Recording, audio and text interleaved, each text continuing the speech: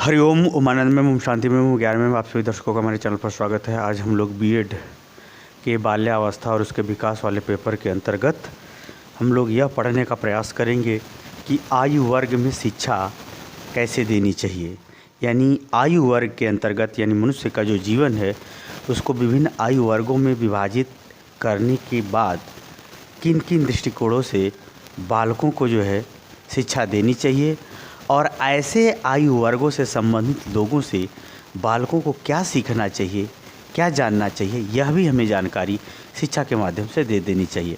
तो आयु वर्ग का मतलब ही सीधा सीधा ये होता है कि जीवन के आयु का एक समूह क्या कहलाता है, आयु वर्ग। जैसे अगर हम बालक कहें, बालक का जो आयु वर्ग होता है यह 12 वर्ष तक होता है। क्या होता है, शैशवावस्था हमने नहीं लिया है क्योंकि यहाँ से बाल्यावस्था से यानी 6 से 12 वर्ष की जो आयु होती है इससे बालक जो है कुछ सीखना, जानना, स्वतः से सीखने का प्रयास करना इत्यादि गतिविधियाँ तेज हो जाती है।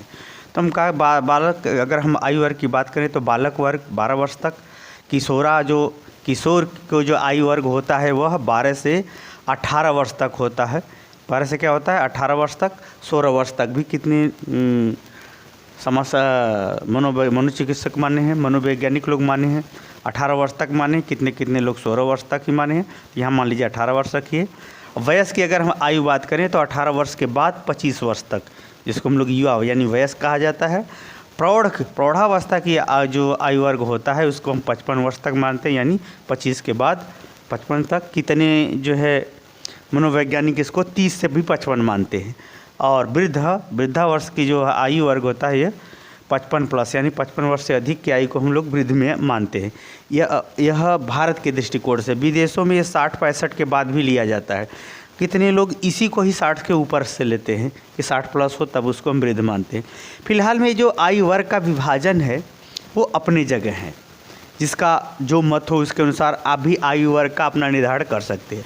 हमें क्या ध्यान रखना है ये कि जब हम आयु वर्ग के अंतर्गत शिक्षा बालकों को क्या दें, यानी ये जो बाल्यावस्था और उसके विकास वाला जो पेपर है उस बालक को आयु वर्ग के अंतर्गत हमें कैसी शिक्षा देनी चाहिए या किसी आयु वर्ग के अंतर्गत उसे हमें क्या समझाने का प्रयास करना चाहिए, इसी को हम इस वीडियो में समझाएंगे। अगर हम बात करें तो अगर हम बालक को शिक्षा दे रहे हैं, अगर वह 12 वर्ष की कम की आयु का है तो बालकों में सामान्यतः हम ऐसे ढंग का शैक्षणिक कार्यक्रम या शिक्षा को बढ़ावा दें जिससे उसके अंदर जानने की इच्छा हो, कर्मठता हो, कर्मनिष्ठा हो, यानी कर्म को करने की प्रवृत्ति को हम बढ़ावा दें, उसे अनुशासित रखने को बढ़ावा दें और अच्छी आदतों के निर्माण पर हम ज़्यादा बल दें, तब वह शिक्षा की सही दिशा होगी।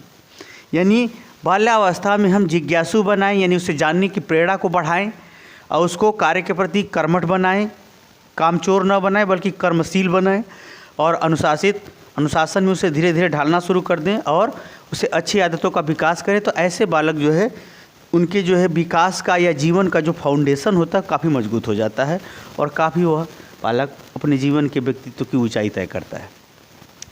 अगर हम बात करें तो अगर इसी आयु वर्ग का बालक भी है और उसको ही शिक्षा देना है तो इसमें ये दिखाना चाहिए कि जो बालक मेहनती हैं उनका उदाहरण देना चाहिए, जो बालक अच्छे हैं उनको उसका उदाहरण दे करके उनको सही दिशा में लाने का भी कार्य करना चाहिए। अगर हम बात करें किशोरावस्था की, अगर कोई बालक छोटा है या 12 वर्ष तक का बालक है या कोई भी बालक है, अगर वो किशोरावस्था की स्थिति में है तो उसे हमें निश्चित रूप से उसे नियंत्रण, क्योंकि संवेगों का नियंत्रण, भावनाओं का नियंत्रण, ये सब उसको समझाना बुझाना चाहिए, बताना चाहिए।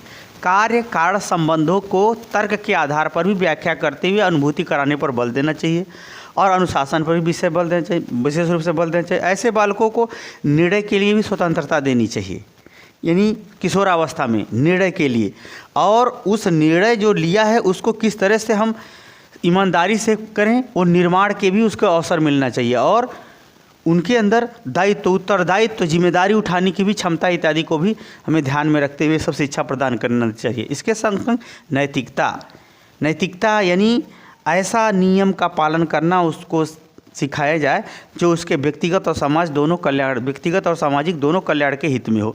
तो नैतिकता का भी विकास किशोरावस्था के बालकों को हमें सिखाना चाहिए, बताना चाहिए या शिक्षा देनी चाहिए इस आयु ग्रुप में। अब रह गई बात कि अगर कोई बालक इसी आयु ग्रुप का है, इसी आयु ग्रुप के बालक को हम शिक्षा भी दे रहे हैं, तो निश्चित रूप से जो बालक अच्छे हैं उनका उदाहरण दे करके उसे सही दिशा पर समझा बुझा करके लाना चाहिए। अगर हम बात करें वयस्क यानी एक प्रकार से युवा वर्ग की अगर हम बात करें, तो युवा वर्ग जो होता है ये 25 यानी 18 के बाद 25 वर्ष तक की आयु लगभग वयस्क की आयु मानी जाती है। और ये वयस्क की अगर जो हम आयु मानते हैं, इसमें क्या होता है, उसके जीवन में एक स्थिरता आती है, उसकी चिंतनशीलता आती है, यानी अपने व्यक्तित्व को सेटल करने संबंधी बातों को वो ज़्यादा विचार करने लगता है और वो उत्तरदायित्व को और अच्छे से निभाना शुरू करता है और कार्यों पर सोच विचार की भी क्षमता बढ़ जाती है। इन सब बातों से भी इसको अवगत कराना चाहिए। और सामाजिक दायित्व, तुम्हारा समाज में स्थान है, तुम्हारा महत्व है, समाज के अनुकूलता के अनुसार उसे व्यवहार, क्रियाकलाप इत्यादि समझना बुझने वाली बातों को भी सिखाना बताना चाहिए। और जीवन में संघर्ष, क्योंकि इस बिना संघर्ष का सफलता नहीं मिलती और गंदे कार्यों में संघर्ष कम सफलता ज़्यादा होती है। उधर न जा कर के बालक को क्या किया जाए, अच्छे कार्यों में संघर्ष, सफलता की बातें, नैतिकता की बातें, धार्मिक बातें, जो भी उसके व्यक्तित्व की आवश्यक चीज़ें हैं उसे भी सिखाने पढ़ाने पर हमें बल देना चाहिए, ताकि वह एक पूर्ण मानव की तरफ या स्वस्थ नागरिकता की तरफ वह बढ़ सके। अब आगे प्रौढ़ावस्था। ये प्रौढ़ावस्था में आते आते होता क्या है, यानी 25 वर्ष से बाद संवेग काफ़ी नियंत्रित हो जाते हैं। व्यक्ति सभी चीज़ों में निर्णय लेने में धीरे धीरे वो पारंगत होने लगता है। अपने अनुभव, प्रभुत्व, नेतृत्व इत्यादि अनेक क्षेत्रों में उसका बहुमुखी विकास होता है। विवाह शादी हो ही जाता है। सामाजिक संबंधों में, राजनीति में, आर्थिक क्षेत्रों में, सामाजिक क्षेत्रों में, धार्मिक क्षेत्रों में, घरेलू क्षेत्र में, सामाजिक क्षेत्रों में इसका बहुमुखी विकास होने लगता है।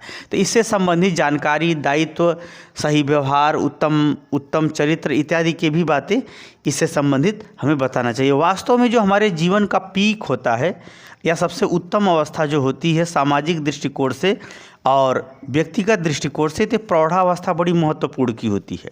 क्योंकि प्रौढ़ावस्था में व्यक्ति जो है एक अपना स्टेटस स्टेबल कर लेता है, अपने नेचर का एक व्यवस्थित रूप प्रदर्शित करता है।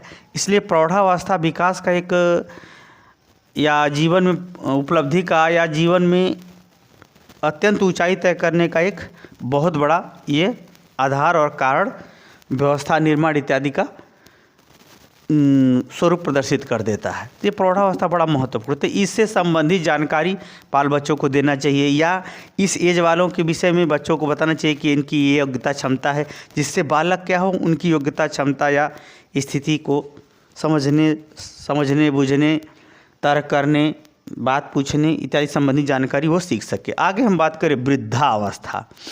वृद्धावस्था की अगर हम बात करें तो या वृद्ध आयु वर्ग की अगर बात करें तो इस आयु वर्ग में 55 वर्ष से अधिक के लोग आते हैं।